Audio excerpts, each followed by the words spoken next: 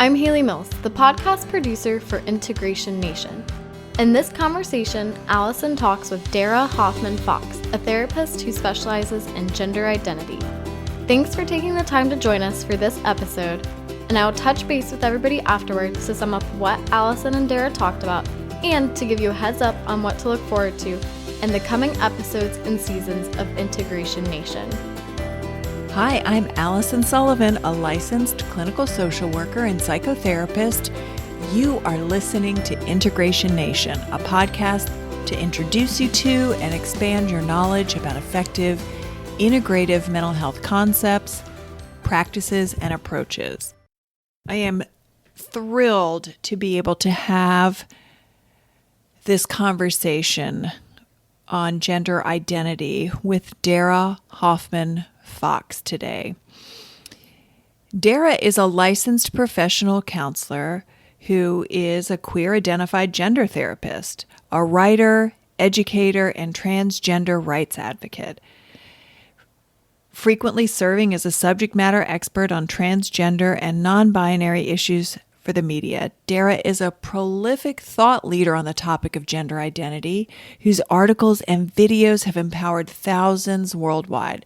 Dara provides educational resources through a blog, YouTube channel, social media networks, trainings, and presentations, and through a groundbreaking book on gender identity that has influenced my work and my life, You and Your Gender Identity, A Guide to Discovery.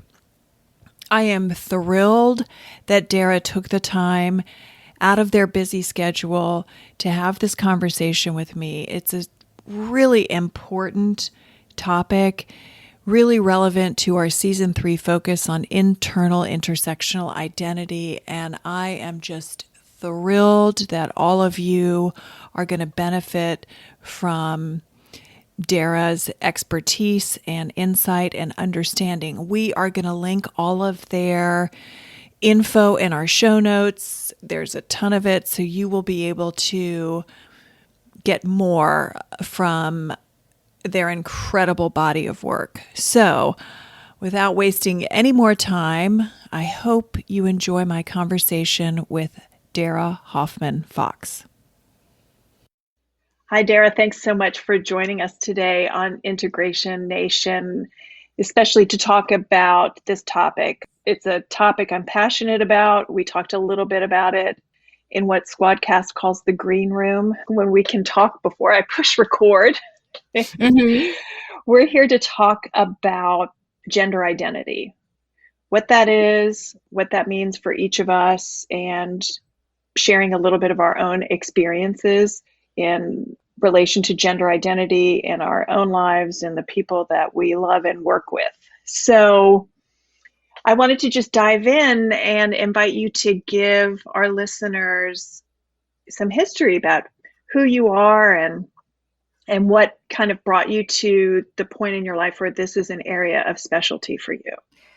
And thank you so much for having me on your show. Like you said, any chance I can have to talk about this, it's both my personal and professional passion, I would say at this point. So thank you for inviting me. So as you mentioned, my name's Dara and my pronouns are they, them, and I have a private practice in Colorado Springs, Colorado. So I'm a licensed professional counselor. I have been in practice since 2008. And prior to that, I worked at the Pride Center that we used to have here in Colorado Springs. One of the things I like to always mention is I remember when I was hired to work there, one of the questions I was asked was, what is it that I felt like I knew the least about? And I said, I've never met anybody transgender. And so fast forward to, let's see, would have been 2014, I myself realized, and we can get into definitions, that I am not cisgender, which means I don't align with the gender I was assigned at birth. And that for me, using the word trans to describe myself is true. But, 6 years before that, that was my answer to the question that I never had met anyone. And so, and my boss who was interviewing me was like, yeah, that's a hard area for me too. I don't know much about that. And so I remember going through graduate school and I was trying to do a presentation and people were asking, what's the difference between gender and sexual orientation? And I remember I had a hard time explaining that. I look back on that now and I'm like, what? How could I have not known? But it's sort of the way I like to humanize the experience for your audience, for everybody, just to talk about how this isn't innate knowledge that we're all given. Like our sense of gender is innate, but in terms of everything that happens as we grow up and go through society, everything that we're not, it turns out we were not properly taught about it. We all are going through the process of unlearning that experience. So I myself am definitely a good example of that as well. I really appreciate so much of how you just shared your experience, because I know I'm a clinical social worker. And when I was in social work school, the only mention of gender and gender identity was one lecture in one class with a guest speaker. And even then, the term transgender was mentioned in strictly binary terms. Yeah, and that exactly. was it.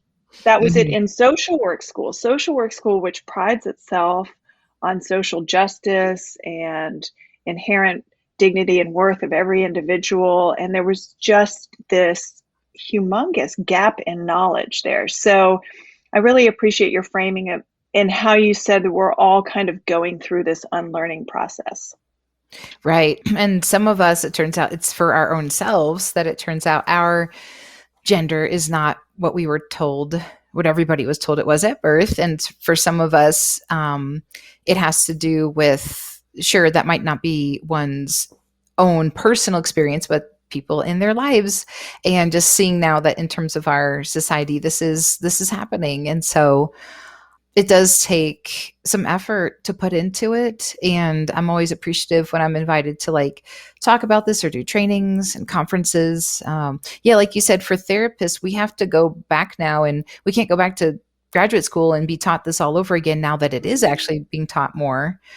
But we have to take that time to be able to say, okay, that's something I wasn't talked about back then. And how can we educate ourselves in these ways? Right, which is actually how I found you. And your book, You and Your Gender Identity, A Guide to Discovery, was the first resource I found on this when I started unlearning and re-educating myself. And that's why I reached out to you when I was ready to do this particular podcast, because I've utilized this book for years, and it has not only helped me in working with clients and in my own exploration with gender. I do identify as cisgender. I was assigned female at birth, and that still feels like it fits. Some of the people I love the most in my life identify as transgender. And so as I was learning about that professionally and personally, this book became a resource in and of itself. And also, one of my very favorite things about books is the resource lists. And one of the things I also appreciated about your book was that it pointed me towards other resources to help me along my learning and unlearning journey. So thank you. I want to be able to say personally, thank you for writing that book and for specifically how you wrote the book.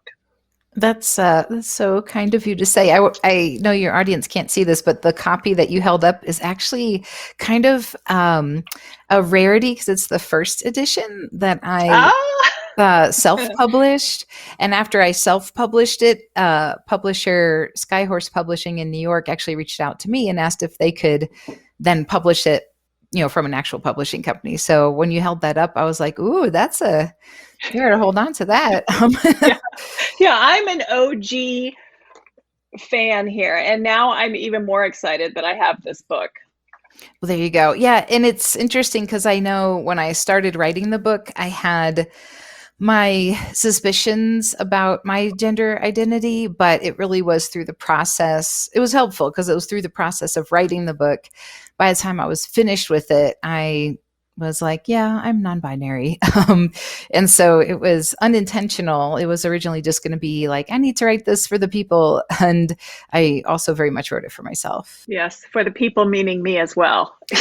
No doubt. Yeah, I know at first I was thinking the audience, was going to be the people who are having questions about their gender identity. It turns out there's, parents, allies, therapists, like anybody, like really who's wanting to understand, even if it turns out somebody's cisgender, when they read the book, they're like, wow, these are the things that people have to think about when it comes to the gender identity.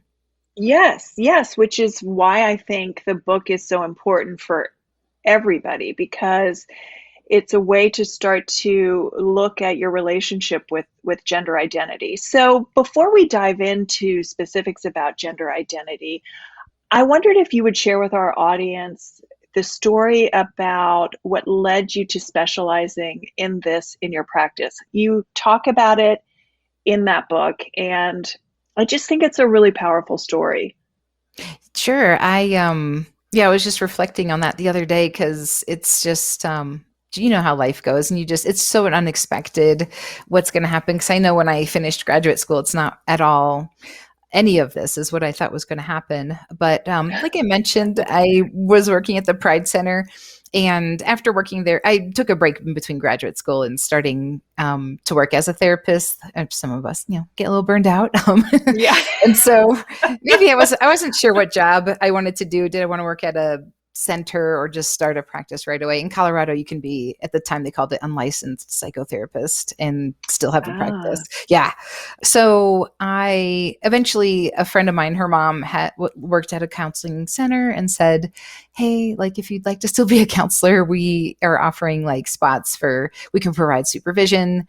And so I was like, yeah, it's probably a good time for me to get back into that. So while I was working at that center, I did end up having one client, a teenager who was transgender and wanted to start hormone therapy. And my supervisor was, she didn't understand the process of how to do that. I had done enough research to know, I write this letter and here's what I put in it, and find the physician. And she was pretty much gatekeeping, standing in the way of that happening. And that pretty much started me on the path to leaving the counseling center and wanting to go ahead and start my own practice. I wasn't planning on doing that for years later. I didn't think that would be a thing I could do, but I had a feeling I was going to end up working with more transgender clients. More people were hearing about the fact that there's this one therapist in Colorado Springs who actually works with transgender people. And so that was my motivation to start the private practice. And it was true. It was from there was lots of word of mouth, and the Pride Center was a good resource where I started working with a lot of transgender clients. And and Colorado Springs is a conservative area. It's hard to find therapists here who are going to be, currently it's a lot better. But, back then in the mid 2000s, it was really difficult to find that type of connection. So I noticed over a period of a few years that it really was strange. It was just one day I was making my lunch and I just thought, I have a really high percentage of transgender clients. And at the time I didn't even say non-binary as well, because, I think eventually I had a couple of non-binary clients, but that was still very much not talked about back then. It was a very binary choice, man or woman. Right. And so what I mentioned in the introduction of my book is that there's a big hesitation, even with the therapists I work with now, to just call oneself something like a gender therapist. Like, when is it that I'm allowed to say that I'm a gender therapist? It makes it sound like I specialize in this. And so there was a local elementary school child here in Colorado, came a big international story about what happened with her not being allowed to use the girls' restroom at her school. And her parents filed a lawsuit with the Colorado Civil Rights Division. And through that process, the local media got involved, and I was contacted and interviewed for it. And so when they published the article for it, it said, like, the headline said something like, gender therapists agree that, gender is, your gender, when you're a child, or something like that. And they called me a gender therapist in the article. And it might sound a little silly, but I was like, I think it's time. I think, and it was probably overtime. Like, I had been doing that already for like 5 years. And again, just, spent a lot of time going to trainings and conferences and doing my own research. This was still before I knew I was non-binary, but yeah, that was helpful. And then I won an award that month, like for the local Pride Center. And I think I presented at a conference. And so it started to solidify that I felt like I could comfortably say that I felt like I had an area of expertise in it. Again, it's a little subjective, and there's still not a lot of parameters in terms of knowing whether or not that is something that a therapist can feel like they're confident in calling themselves. And then from there, just even beyond like the therapeutic sense, I have a undergraduate degree in communication and do have a strong enjoyment for things like, back in the 90s, I didn't know there would be social media or YouTube, but I went to undergrad school, but it turns out that fit in nicely where I could bring in my enjoyment of writing and video editing, making videos, being on screen for that. And so I decided I wanted to start, beyond the walls of the therapy room, to start creating resources to help, created a blog. And then it just sort of really took off from there, where people were like, ooh, can I have more information and more information? And that's been really enjoyable to be able to incorporate those different interests of mine together, because I don't know, like I'm also an educator, and it's just been amazing to be able to incorporate all of that into the work I'm doing. Thank you so much for sharing that story in as much detail as you did. I always have such a profound respect for folks who allow themselves to be curious and open in their life and building a life. And I think this story, and especially the way you just told it, really highlights how beneficial that is, to just allow ourselves to be who we are, where we are, and to not know what we don't know, to allow ourselves to know what we know, and to just keep taking the next step and see what happens. Because with that curiosity and openness, you've been able to develop what seems like a really meaningful career that you find a lot of purpose in. And for the folks listening, in our show notes, we're going to have all of the ways that you can find Dara's great stuff, YouTube channel, all of it, because there's a lot of great stuff that you do. Yeah, thank you. I'm glad that was I guess probably the main meaning, the moral of the story is, there's, when I started graduate school, I was just like, I'm just going to work. I think I even thought I'm just going to work with women. And like, I didn't even know, I was being binary. I was, what was going on with that? And just knowing how much I needed to open up and be aware of my own journey and of what's going on in our world.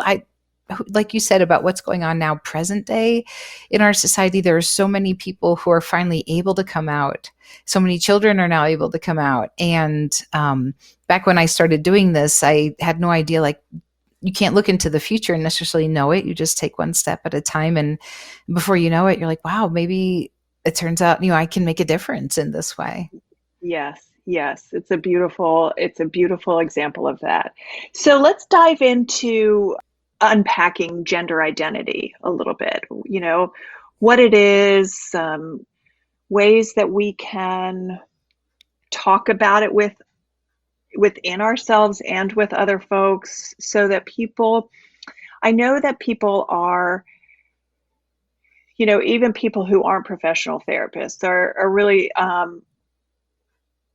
opening up to gender in a different way and being presented with information about gender, sometimes for the first time. And so I think sometimes when people are beginners, when people are introduced to information at first, it can feel a little overwhelming, and they can feel insecure about, well, how do I talk with other people about this? What if I make a mistake? And what if I say the wrong thing? And so I think unpacking some of those terms and some of the ways we can conceptualize gender might help folks feel a little more comfortable about that. Mm-hmm. And if it's okay with you, I feel like I'd also love to hear your thoughts on it too, because I can talk about gender identity from the perspective of a person who's non-binary. And there's, just in terms of somebody who's cisgender, what does your gender identity feel like? I think that could be interesting to I agree. Throw in there as well. We both have been using the terms assigned gender at birth. And so I think that's really an important place to start with, is that we're all assigned a gender. Well, we call it assigned gender at birth, but oftentimes there's, ultrasounds that are done.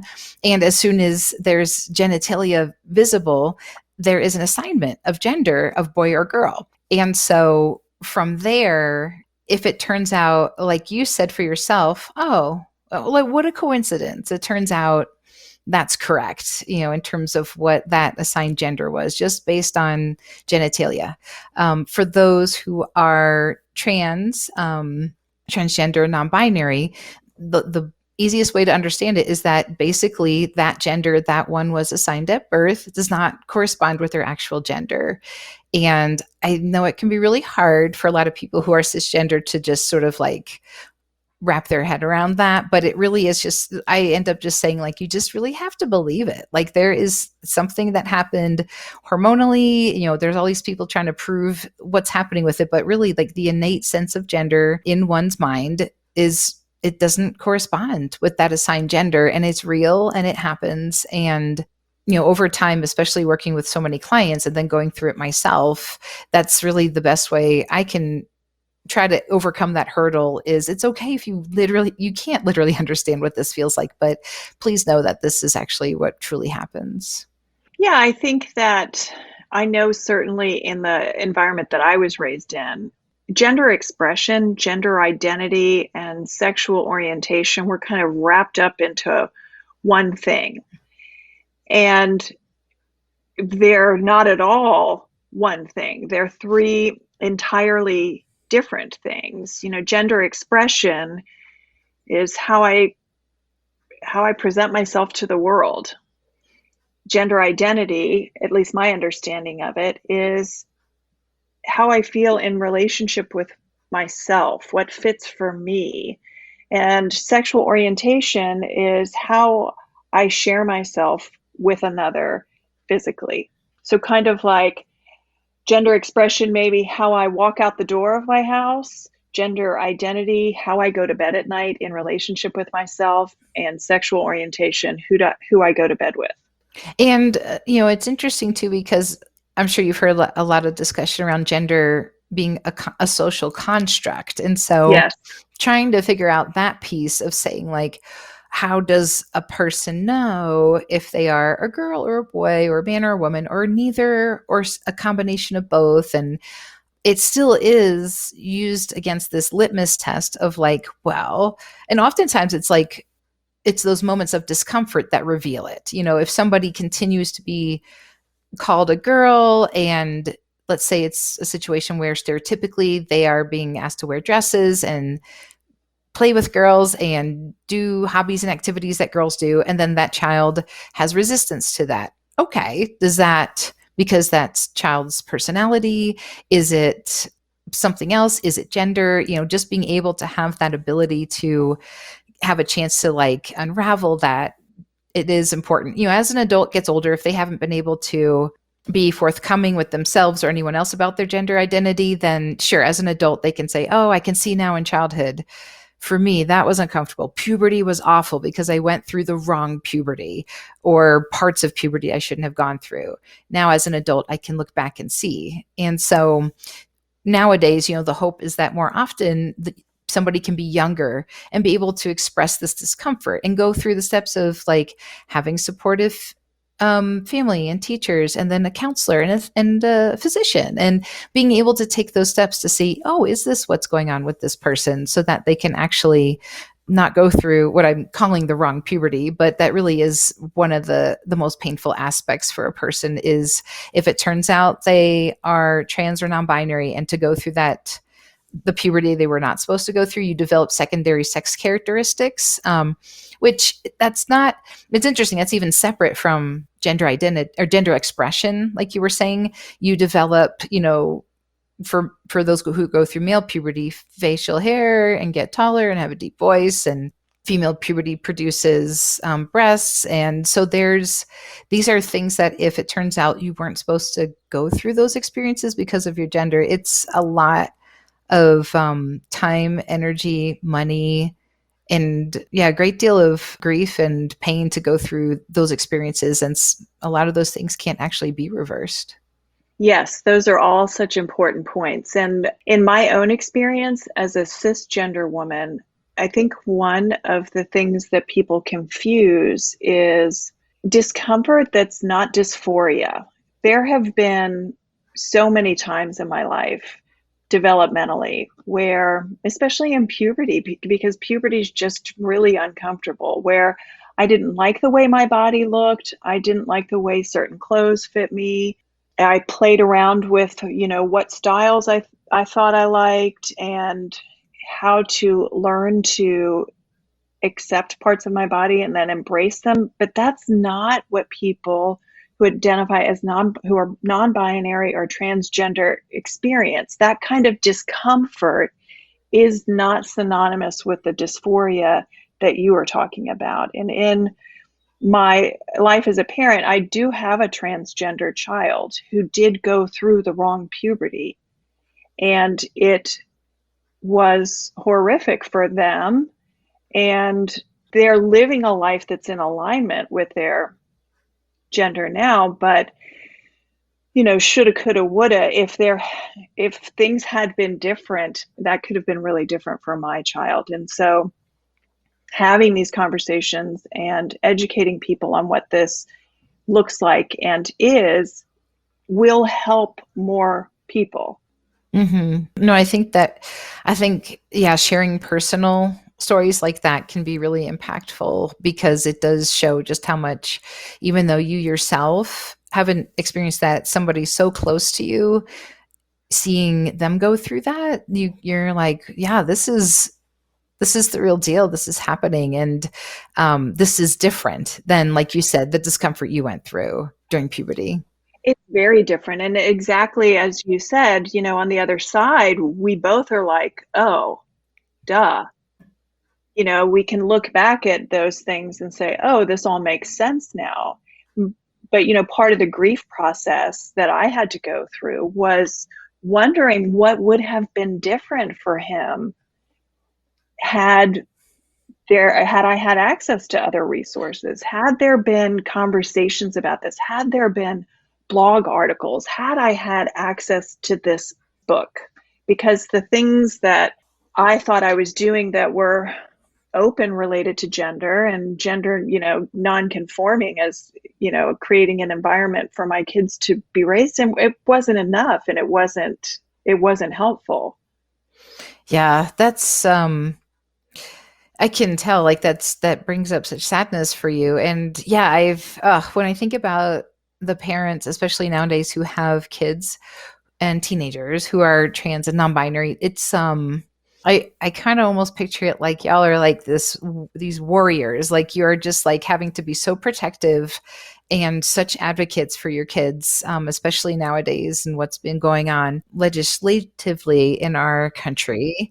And yes, I'm glad that there's things like, there's support and there's groups. And once conferences meet in person again, there's conferences where there's like whole sections where it's like, this is for the parents and the kids, and that's going to keep growing and growing. But it's for a while, it's going to be because, like, having to really band together, because so many people still don't. You have the people who don't understand this from a place of ignorance, and there's hope for them, the more that they learn about it and understand it. And there's some people who are just, for whatever reason, the extent that they don't understand what's going on, they see it as a threat and are doing things to try to make it go away. And so, yeah, like talking about this on the different levels, that's where we take it up to that level to say, like, this is, a national crisis in terms of what's happening, for not that it's not additionally difficult for the adults who are coming out as adults as trans and non-binary, but especially trying to create a society where kids and teens can do this, and the parents can feel supported in that. Yeah, it's really it's a human rights issue, really. And the threats in this legislative stuff, impact people's lives already. I think the national rate of suicide is abysmal at 4.7%, I think it is. But for transgender folks, it's 41% attempt to end their life, 41%. Mm-hmm. And, we're wired for belonging. And so when I think about this issue, I think about it from the perspective of when we can be ourselves and feel safe belonging among others, that's where we can flourish. That's how we blossom. That's how we share our unique gifts with the world. And these folks can't safely do that in a lot of ways. And that's not okay. It's not okay for them. It's not okay for their families. And really the whole world suffers because, I really believe firmly we each have a unique light that we can shine into the world. And the more that we can support everybody in being able to access their unique light and feel safe enough to share that, the better we all are. That's so much in line with what I have learned about your podcast, like you said, in terms of what it is that, to have an integrative approach to wellness and health, so you could flourish, like to have something as crucial as one's gender not being able to be expressed and lived.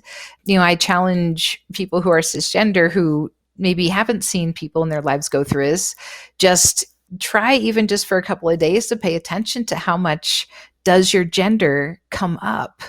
And, one of the most obvious ways is when there's the use of pronouns, and there's then segregated spaces like bathrooms and locker rooms, and there's lots of gendered terms that are used. And so really noticing, okay, just imagine every time that happens, you are not being addressed properly. And what does that feel like? Like there's something so innate about gender that it's very, very quickly will become very distressing.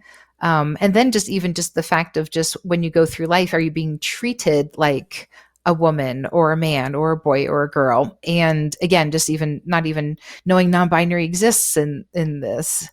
It's kind of like asking people to look at their cisgender privilege and understanding what is it like, what could it be like if you were trans or non-binary, or you were afraid to come out because you're like, oh, I figured it out, but now I have to do the next step of doing this, where there's going to be medical stuff or social documents to be changed. Oh, and the people in the world, how are they going to handle this? Am I going to be safe? Am I going to be safe? Yeah. Not even, am I going to belong? Am I going to be safe? Am I even going to have a safe place to do that? I really am happy that you brought up this in relation to privilege, because as I've been going through this in my family, and as a white person, so as a white person, there are privileges that I have because of the racial stratification in the way that we have socially constructed our world. And as a cisgender person, I have privilege as well. And as I've been on this journey in my family and in my professional life, I can't not see it now. And in my everyday, as you mentioned, when I'm moving through the world, as a cisgender person, all I hear nonstop throughout the day is how non-binary folks and trans folks are not included in everyday language. I just happened this morning, I'm listening to this 10-part podcast series, The Spiritual Thinker, that I really love. And I think he's done a lot to kind of open up spiritual speak for everyday folks. And even in this podcast episode, all I'm hearing is the heteronormative language, the binary language related to gender, and that's all I can hear. And so when I think about this from a cisgender perspective, as someone who is a woman, I think I have been marginalized by being objectified. I have been impacted by misogyny. I don't earn as much as male counterparts at times. There are ways that I have been limited. There are ways that I have been boxed in, but I've not ever been erased.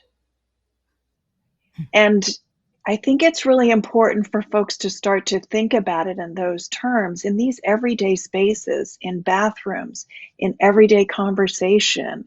I mean, it's everywhere really when you start to notice it. if there's not language that's inclusive for non-binary trans folks, then where are they in these everyday interactions, and how must that impact how they feel? I think that's so powerful that you pinpointed that in terms of like being erased. And yeah, that is very much how it feels. And again, it could be hard for someone to imagine what that's like. But like you said, just everyday, let's say, for instance, everyday experiences for myself, noticing binary language throughout the day. And I've even the past few months, I've even sort of grown. I think maybe it's because during the pandemic, I got out of practice because I wasn't out in public and didn't have to think about correcting if I was called ma'am or ladies. So once I started going back out again, and I was like, oh no, forgot I have to do this, which the whole point of it is, it would be great if the burden wasn't placed on the trans or non-binary person to have to say, oh, hey, you left me out, or you didn't see me. I'm invisible. I'm erased because you just used language that doesn't fit me. The society would be set up that remembers that there are trans and non-binary people here. And even just sort of like, it's probably just temporary, but just taking a temporary break from like, if I'm called ma'am or ladies, maybe I actually have to make, decisions before I head out for the day. Oh, do I have the energy today to have that conversation? I know I'm going out to dinner. Am I going to let the server know if this comes up? Really having to make decisions about, if this happens at the grocery store, I'm probably not going to see that person again, so I'll just let it slide. And so we have to be like having these negotiations with ourselves so that we don't end up having like marginalized fatigue, in terms of being a marginalized person in society. Yes. And I know that a lot of other marginalized groups have that same challenge in so many different ways. And so that's more of that unique way, perhaps, that I guess even trans, but also specifically for non-binary in terms of what that can feel like. Absolutely. And the mental load of that, and from the perspective of intersectional identities, when those social constructs, again, those arbitrary ways we've, I guess, decided as people to categorize and group others, when the intersection of those stacks up minority status wise, then the mental load increases, the emotional toll it takes just to be out and about, living your life, going to the grocery store, applying for an apartment, going to buy a car, all of the things that people take for granted or that people assume are positive, important, joyful developmental experiences. For people who are non-binary or trans, it's not the case for them. Mm-hmm. Yeah, that's when you mentioned the intersectionality too, the horrifying statistics of trans women of color, and when it comes to like violence against them, for one, and just in terms of them being able to access resources, like we're talking about, you've got misogyny in there, and sexism and transphobia and racism, all of it is there for that person. And just like that, yeah, again, it's so painful to think, like you said, for myself, I am a trans non-binary person. I'm white. I'm actually more trans masculine. So in terms of like, I actually have like, in terms of privilege, probably gained a bit, or at least am not having to go through a lot of what I used to have to go through when I thought I was a woman and perceived as a woman. And that was very strange one day, just realizing I have a partner named Lauren, and she just was having to deal with the male gaze and just a lot of discomfort with men. And I was suddenly like, I don't have that happen to me anymore. And it really made me sad to realize that, like, and important to realize, like, I just gained a privilege with, through this process of, sure, I lost my cisgender binary privilege, but what is this other privilege here? And then, yeah, of course, the white privilege just sort of like, tops it all off in terms of what it is that is so different for those who are people of color who are also trans, and especially if they are trans women or trans feminine. Yes. I couldn't agree more with everything you said. And my child and I have had many conversations about those aspects in his transition as well, the intersection and understanding in experiences like similar to what you shared about, oh, wait a minute, this is now not a part of my life, and oh, this is different, and ooh, now what, how do I feel about this? And so I think it's important to highlight as we talk about that our relationship with gender is a process, really more than an event, because it's something that we're in relationship with from beginning to end, and how we're in relationship with that from beginning to end changes based on a host of factors. Mm-hmm. Yeah, I thought that was a really interesting point you made. I know a lot of times the clients I work with who are in the process of going through that questioning, the gender questioning is what we call it. And first of all, like even just like clarifying, like, why does there even have to be a gender questioning? And so they're like, well, how often do cisgender people, except for people who are, aware of this, like have those times where they're like, I don't know. I'm starting to think maybe this gender everyone assumes I am isn't actually what it is. I always appreciate when people who are cisgender do take that time to explore that and look at what that means. But a lot of times there was this website, I don't think it exists anymore, but it's like if you type in like areyoutrans.com, it just pops up the word yes. Like that's the whole website, because it was trying to insinuate that like if you're even asking yourself about your gender, then perhaps there is something going on. And that's what I say in the beginning of my book is that, a lot of people will email me and ask me like, hey, like, Dara, can you tell me, like, am I transgender? Am I non-binary? And they'll give like 3 or 4 sentences about themselves. And that's why I wrote the book, is because there's so much more that needs to be explored for that, because of our society and what needs to be deconstructed.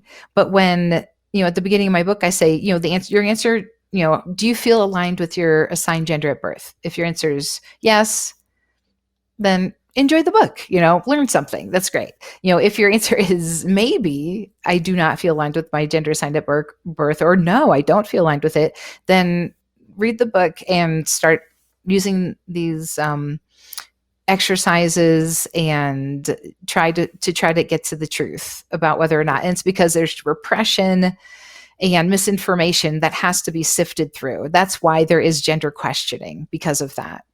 Those are really important points. And I think that, when I think about my relationship with gender over time, at least for me as a cisgender person, what that means is, okay, so I feel in the deepest part of me that I'm a woman.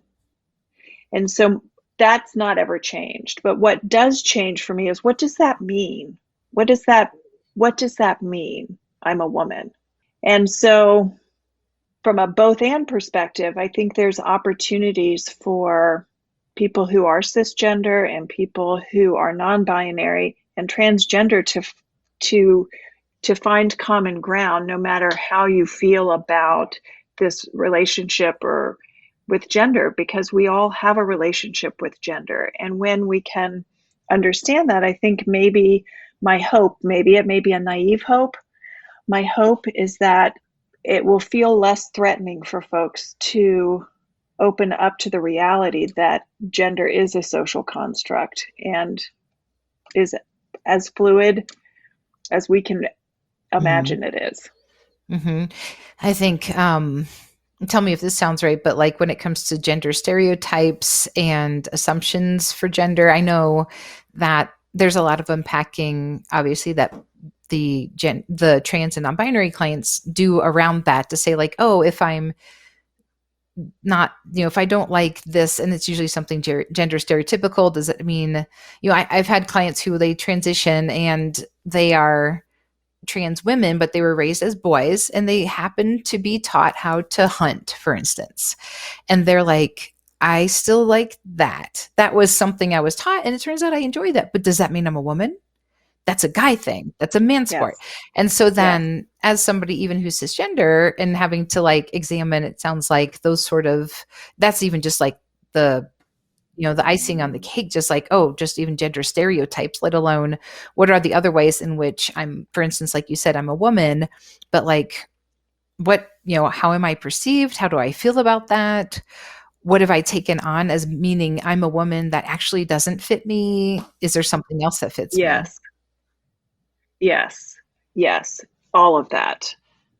All of that. And I think that that's, I do understand also that as a cisgender person, that's quite a bit of privilege to be able to have a relationship with gender where that's where my exploration is centered, not centered in, can I have a safe space to be in my life and do the daily living things that everybody else does? No, that's a great point.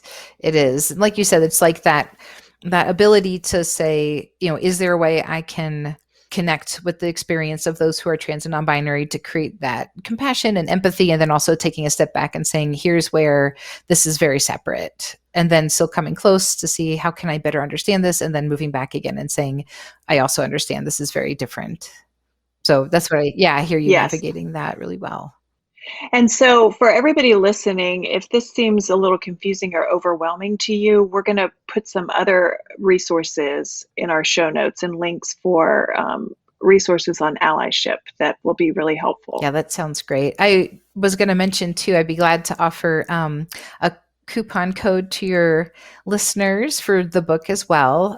As you've of course. As you've mentioned, there's so much that can be understood just by reading a book that you can know is written for somebody who is questioning their gender. Yes. And I will say in my practice now, as I'm helping some parents with children navigate this, your book would have been a game changer for me. Mm-hmm. It would have been a game changer for me as a parent, just as a parent. Yeah, that's it's interesting because I wrote it. It was published a few years ago, and I've wondered, books usually get published and then they kind of get forgotten. But I've noticed that it's still very frequently turned to, and it probably needs a little bit of revising. Terminology and language changes over the years, but there's so much that to be able to have that lens of saying it's been interesting to see over the years how many people who aren't questioning their gender identity have found so much use of the book. Yes, it is. I keep it in my bookcase in my office, but it's out of my bookcase and involved in a session or on my desk more than it's in the bookcase. That's so cool. Okay, so let's talk about kind of in a nuts and bolts way, a few common struggling points for folks as they not explore this with themselves, but as they encounter this in their daily life. Let's talk about pronouns, because I think it's a really accessible, important way to create space for folks. And it also is a really everyday way that microaggressions occur. Yes, indeed. Pronouns, it can be the easiest thing to work on and get right, but it can also be the hardest thing for some people. And so I think the biggest thing to remember is that anytime you encounter a person and you haven't heard from them directly, either their gender or their pronouns specifically, you are taking a wild guess anytime you use a pronoun with them. So you're making assumptions. Absolutely. Gender assumptions all the time. I do it myself. It's a daily practice of, I usually catch myself pretty quickly. I saw someone at a coffee shop yesterday who had amazing red flowing hair. And I said, oh, look at that person's amazing red flowing hair. And luckily the friend I'm with is very good catch. We both try to catch each other on that. So that would mean, for instance, I go out in public, and even though, like I said, I do have a more androgynous look, but I'm still perceived as woman all the time, and she, her, and ladies, and ma'am. And so that's an example of there has been a gender assumption made about me. And yes, it's non-binary is forgotten about a lot or not known about. So someone doesn't know, they're going to default to that. Occasionally I get called sir. It's super weird. Neither way is great. And so, neither way is great. And like you say, it's like the microaggression is that feeling of having like 1,000 paper cuts within the day. It's not necessarily violence. My physical safety is not, being threatened in that moment. I'm not being specifically discriminated against, in the workplace, but like every time I'm misgendered or a gendered term is used for me, again, by the end of the day, by the end of whatever, it goes somewhere inside of me, inside of my body, and has to be released and processed. Yes. And so I think just as a general practice, just kind of starting, like you mentioned, to catch ourselves in our everyday life, whether we're with other people or just out and about doing our thing, to start to be aware of our own thoughts about how we're doing that. Have I just made an assumption about this person? What's a way I can switch my languaging, even in my thinking, away from a binary gender based on assumptions to just that person? Right, exactly. Like you just used an example of a gender neutral term, which is just saying that person. Yeah, you could, if you're at a coffee shop, you can say the barista. If you see a kid, you just say kid, the child, or that parent, whatever you can say. It really is a matter of reconditioning the brain. And so it's been such and such number of years or even decades of not realizing we've been making gender assumptions. And so it is going to take constant practice, like you said, both externally, but also in a person's head to be able to do that. So we're talking now kind of like in that sense of how you can practice this with the general public.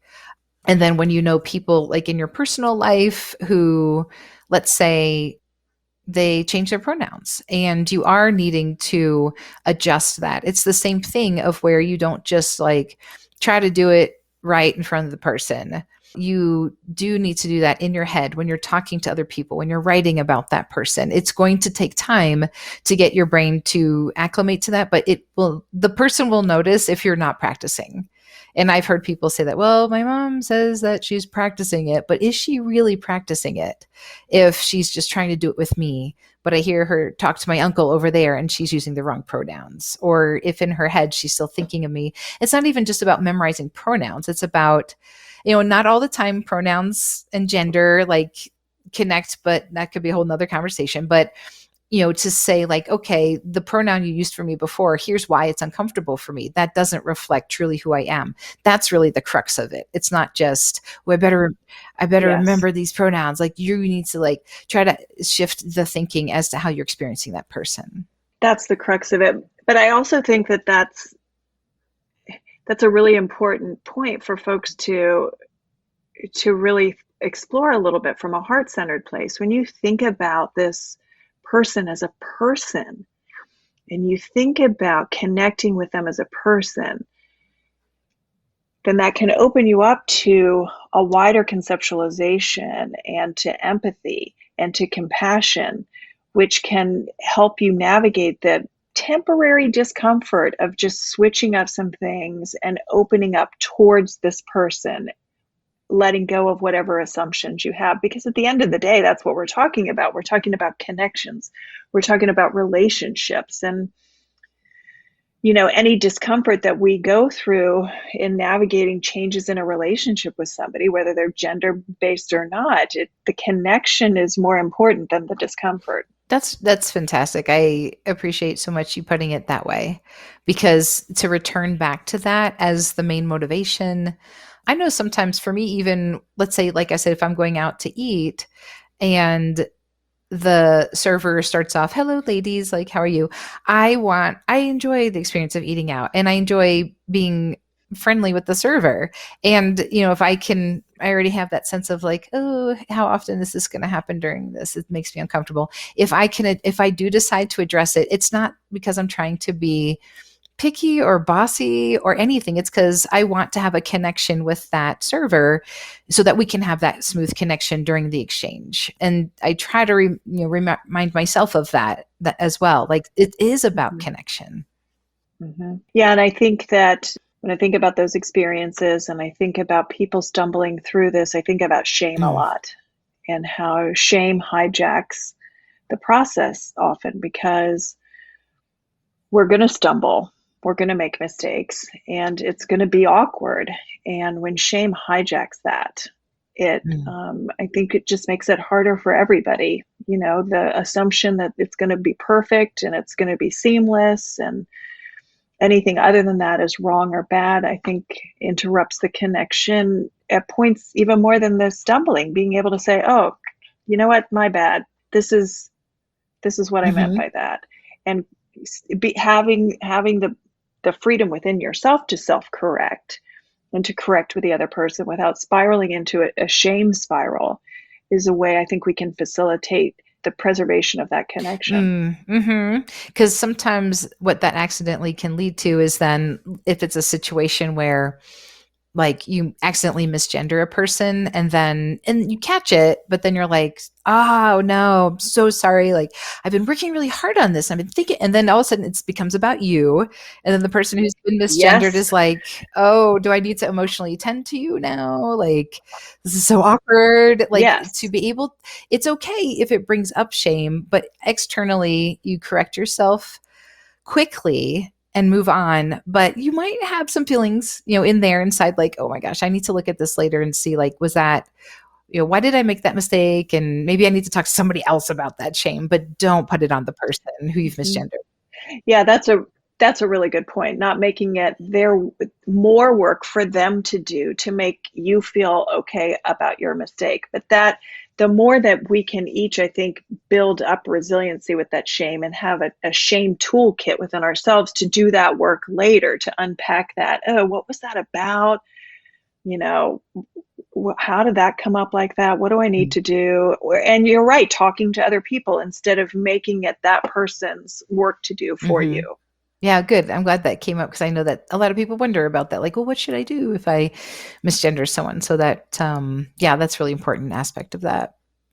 Yes. So I could talk to you about this for hours. However, I do have a little bit of a time limit on this. So I want to try and get to the few other things I want to make sure we cover before I run out of time. And I know that you've got a lot on your plate and you made time to do this. So I want to get as much done as we can. So before we wrap up, can you share with folks, besides getting your book, which is, I recommend everybody who's listening get the book, what are some ways that folks who are maybe opening up to questioning their gender, what are some suggestions or starting places that you have for them as they even take the risk of opening up to, hey, what is my relationship to my gender?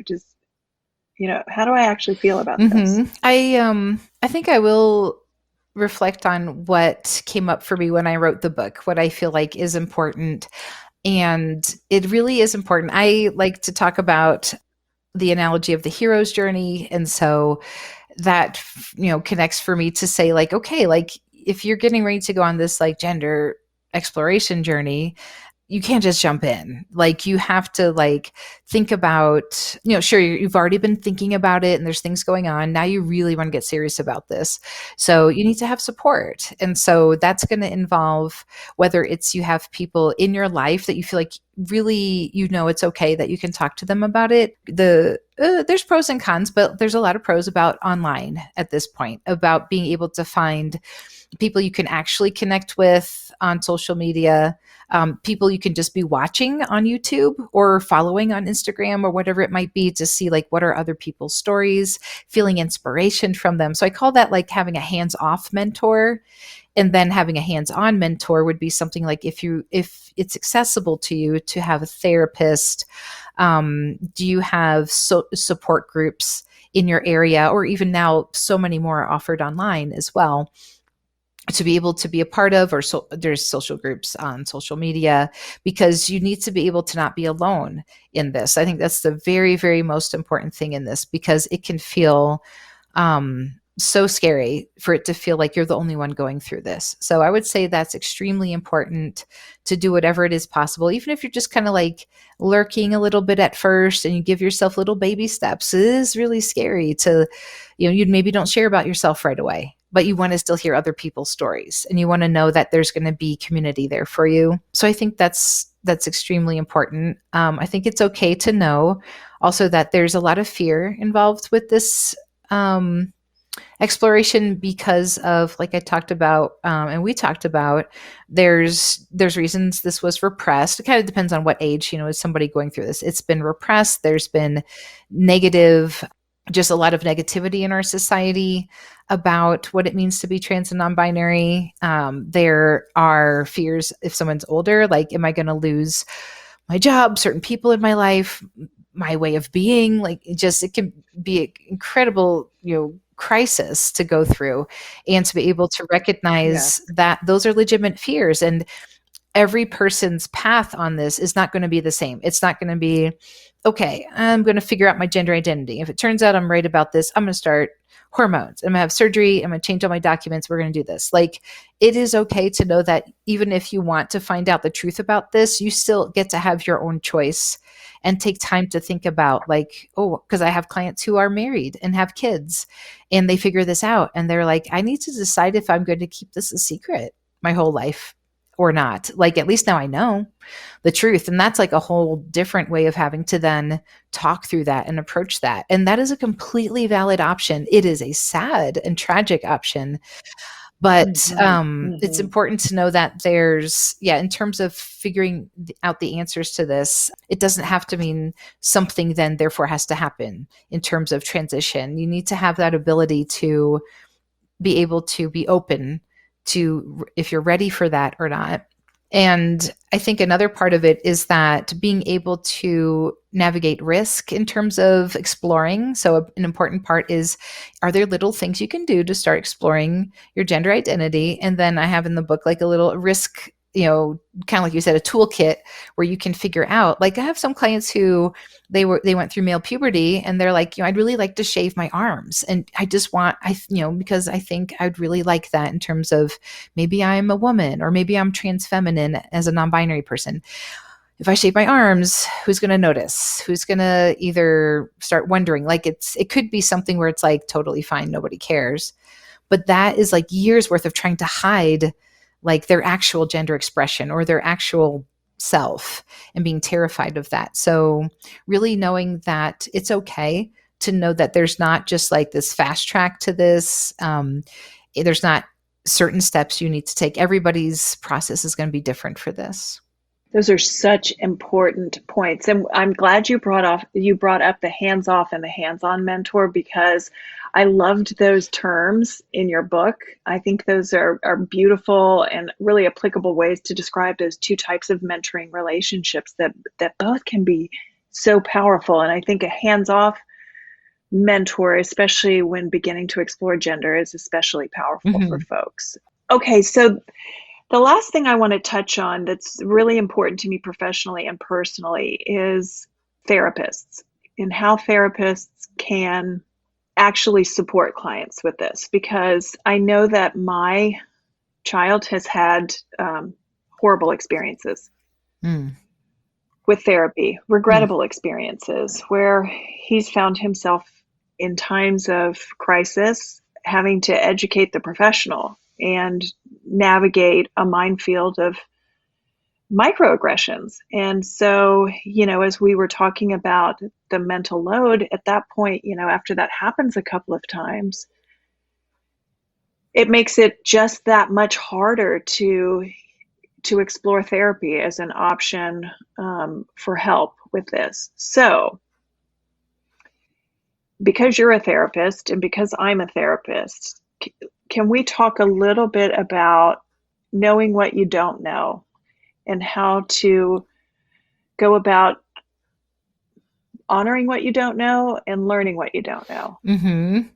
I have a real passion for working with therapists and helping them with this. So I'm really glad you brought it up, because I know that a lot of cisgender therapists wonder and worry if it's okay for them to see trans and non-binary clients, because of wondering how much that they could accidentally do damage. I work with a lot of therapists where I do consultation for them, virtually, and they are in rural areas. There's, Juneau, Alaska, and southern New Jersey, where they are the only people there who are the option. And so I want those therapists to feel like they can actually feel confident enough to work with those clients, because they're cisgender, but they feel so much passion in wanting to help. So I would say that this might sound really obvious, but I think it absolutely is important to make sure, for one, like having, well, kind of back up for a second. Like you said, I think even just knowing how much does one want to be able to, what level do they want to help at? I can send you a link for a list that a colleague of mine who's a therapist, he created it, where it starts with basically like unaffirming and goes all the way up to competent. And it has, I would yeah, love it that has in link. there trans affirming and trans friendly. So it's great. You could say like, I'm a trans friendly therapist, and it lists under there like, okay, that's cool. Like this is what you're able to do. And it's really important to know there is a big difference though between that and trans affirming. Like you still probably need some help with, like you said, like microaggressions involving pronouns and gendered language and gender assumptions and things like that. People who know as therapists, they want to eventually be able to help clients transition, the medical side of things, the legal side of things, like that is more of the trans competent area. Like saying, I am an expert in this because I know I need to probably be also an advocate and have lots of resources for my clients and help them move through this system that they need to be able to transition through and be able to be there for them. So it's okay if that's not a therapist's end goal. But being trans affirming, I would say, would be really important for anyone who wants to work. Just being trans friendly isn't enough. It's a starting place. And so to be able to increase awareness and knowledge to get to that point, I was going to mention in terms of trainings, and there's a lot online right now. There's the Philadelphia Trans Health Conference is coming up in July. Yeah, I was just talking to my child about that today. Cool. Yeah. I'll be presenting. Yeah, because he's in Philly. Oh, Yeah. you are going to be presenting? I am. Okay. I love going to that conference, and to not be able to go 2 years in a row is hard, but I can't wait. That's an excellent conference to go to. And there are a lot of therapists like myself who provide consultation. And I think one bigger resource to go to, which is a really big hub, is there's a Facebook group that I can send you a link to. It's called LGBTQIA and Trans Affirming Therapists. It's been around for years. There's thousands of people in this group. Great. And you can say, hey, I need consultation around something specifically, or you can search in there and see, is there trainings about something? Oh, good. And I have a couple of trainings. I can give you the link for the online courses that I have. So training, consultation, I do group consultation as well. And I'm doing something with Fort Collins, Colorado, where there's maybe between 6 to 8 therapists every month that we get together and do some group consultation where I can help them navigate things. Oh, neat, yeah. neat. And there are so many books out there, and is a lot of information. Get it from the clinical side, but also be sure to listen to podcasts that are just created by trans people. Get to know trans people. It's not just like, how do I work with these people? Like, get to know them. Actually find ways to include them as a part of your life. Yes, get to know them. Read books, listen to podcasts, watch movies and TV and all of that. Disclosure's a great accessible way to start with that, by Laverne Cox. Yeah, that one is so good. So I would say this list that I can send you, where it has these actual bullet points where you can say, okay, I feel like I fall under trans friendly. And that's just my opinion, is that if someone is going to work with trans and non-binary clients fairly regularly, then you need to push yourself into that trans affirming category. And you can see there, what does that involve? What does that look like? If you decide eventually you want to go into trans competent, that's cool too. You can see there, what is it that you would need to know and understand at that point as well. Like we talked about cisgender privilege, that's a huge part of paying attention to and making sure that's being attuned to as well. Yeah. Oh my gosh. Thank you. That's great information. And thank you especially for sharing about the Facebook group, because things like that are the reason I still love social media, or those types of groups, to be able to really find a community, again, a hands-off mentor, hands-off, peer support group, to be able to connect with and ask questions and learn and grow. Yeah, good. And I feel like it is it can be explored as much as a person wants to explore it. And you can, like I said, there's years worth of information in that group. And there's some tough conversations that are had in there that really are important, where, you see someone accidentally causing a microaggression in the group. And it could even be a person who's trans or non-binary and misses something intersectional, or it could be anything. And so it takes a bit to hang in there in the group, but I think it's well worth it.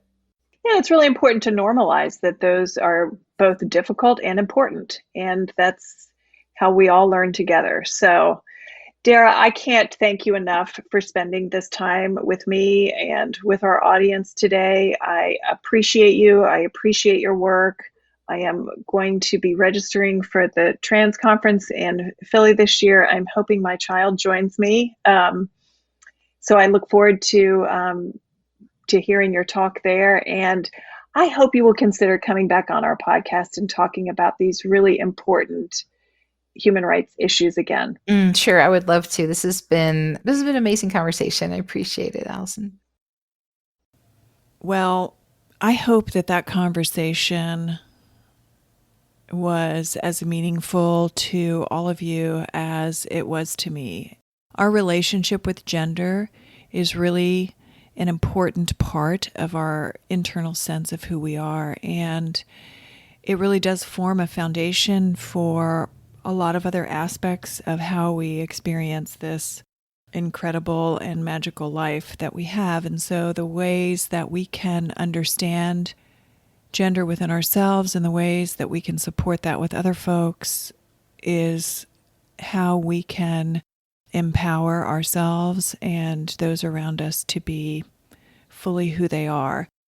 And in the spirit of that, I'm doing something different with this episode. In previous episodes this season, I've written a letter to the internal part of self that we focused on in that particular episode, as a way to outline for folks how they can start to develop a conscious relationship with internal aspects of self, and how they can get to know those parts of themselves and understand how to care for those parts of themselves, and how to support those parts of self, especially when they're flared up or reactive in some way. And I feel like that doesn't fit for this episode. Rather, I'd like to offer a blessing to the folks who have suffered and are suffering from abandonment, abuse, harassment, and discrimination because of who they are.